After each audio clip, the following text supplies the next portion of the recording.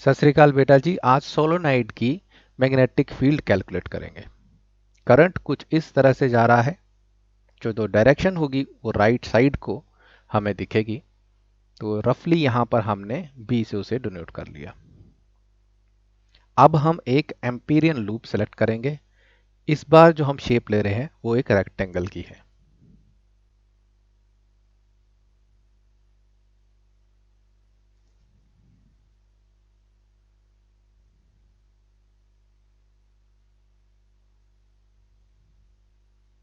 जो length solenoid के अंदर है उसे हमने एल से, स्मॉल एल से डिनोट कर लिया। इस सोलेनॉइड की टोटल लेंथ जो है वो हम डिनोट करेंगे कैपिटल एल से, और जितने टर्न्स हैं इसमें उसे डिनोट करेंगे एन से, कैपिटल एन से।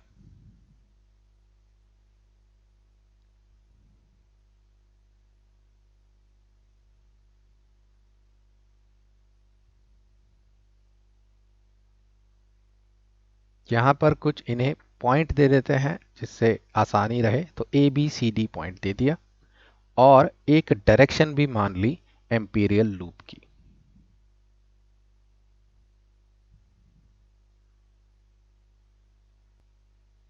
अब हम अप्लाई करेंगे एम्पियर्स का सर्किटल लॉ। तो इस सर्किट पे, इस क्लोज्ड पाथ पर अगर मैग्नेटिक फील्ड और जो लेंथ है, स्मॉल लेंथ, उसका डॉट प्रोडक्ट के साथ इंटीग्रेशन किया जाए तो वो म्यू नॉट मल्टीप्लाइड बाय जितना करंट इनसाइड है, एनक्लोज्ड है, इस पाथ से क्रॉस कर रहा है, उसके बराबर होगा। ये जो पूरी लेंथ है ये चार भाग में बट सकती है। देखिए, बी से सी, सी से डी, ए से डी से ए। तो इसको हम अकेले इंटीग्रेशन से अच्छा है इसे चार भागों में लिख लें और हर पार्ट पर देख लें इंटीग्रेशन क्या आ रही है। सबसे पहला पार्ट हुआ ए से बी पर, बी डॉट डी एल लिख लेते हैं।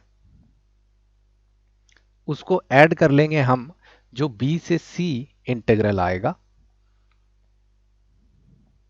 फिर सी से डी,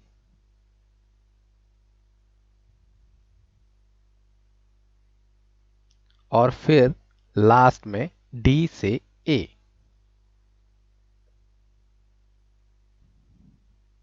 अगर हम इन चारों पार्ट्स को जोड़ लें तो हमारा जो क्लोज्ड पाथ का लाइन इंटीग्रेशन होगी वो हमें मिल जाएगी।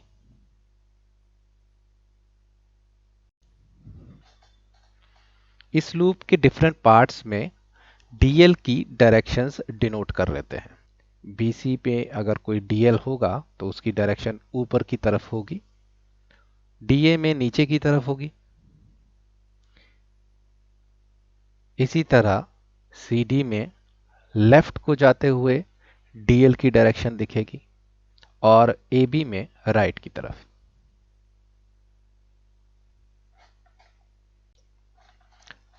अब डॉट प्रोडक्ट निकालते हैं।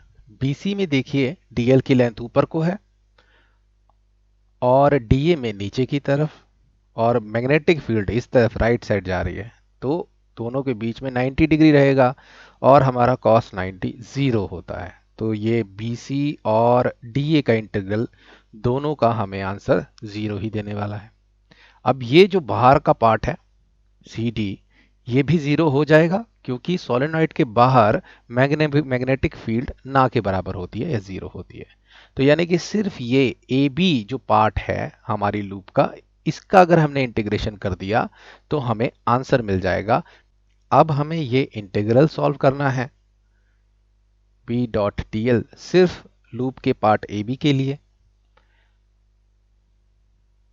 डॉट प्रोडक्ट को खोल देते हैं तो ये बन जाएगा हमारा B D L cos zero degree, क्योंकि देखिए दो डीएल भी और मैग्नेटिक फील्ड दोनों राइट साइड में है, तो कॉस जीरो क्या होता है, वन होता है। तो ये सिंपली हमारा बन जाएगा इंटीग्रेशन अब बी डी एल का। मैग्नेटिक फील्ड जैसे हमने लास्ट वीडियो में देखा था सोलेनॉइड के अंदर कांस्टेंट रहती है, यूनिफॉर्म रहती है। तो the magnetic field inside the solenoid is uniform, constant, यानी कि उसे इंटीग्रेशन से बाहर ले सकते हैं।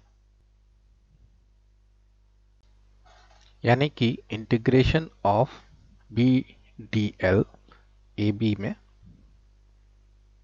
बी को बाहर ले लिया जाता है। इस लेंथ का इंटीग्रेशन क्या होगा, अगर डी एल ए बी पर इकट्ठी कर ली जाए तो वो क्या हो जाएगी, जो हमने लेंथ एल मानी थी, यानी कि वो जो पार्ट जो सोलेनोइड के अंदर माना था जो लेंथ, वो हो जाएगी हमारी B into, sorry D L नहीं, बी इंटू एल। इंटीग्रेशन होने के बाद डी एल क्या हो जाएगा, सिंपल वो लेंथ रह जाएगी। तो लॉ का लेफ्ट साइड सॉल्व हो चुका है।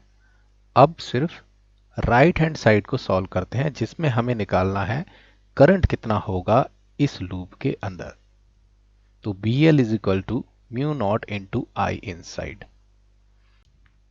अगर इस सोलेनाइड में n टर्न्स हैं और इसकी लेंथ जो है वो कैपिटल L है, तो number of turns per unit length कितने होंगे, वो हो जाएगी स्मॉल n से डिनोट करेंगे capital N divided by capital L।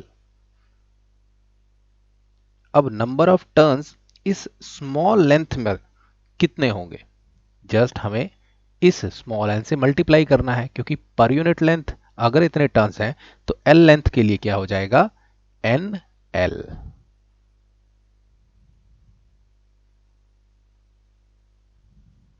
यहीं से हम आई इन साइड निकाल सकते हैं, यानी कि करंट कितने से मल्टीप्लाई करना पड़ेगा, n इंटू एल से। तो mu naught into N L multiplied by जितना करंट एक लूप में जा रहा है, यानी कि N L multiplied by I. अब यहां पर देखिए L से L कैंसिल हो जाएगा,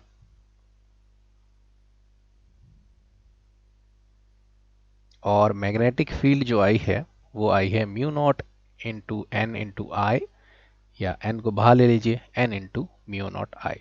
तो ये एक्सप्रेशन हमें याद रखना है सोलेनाइड के लिए।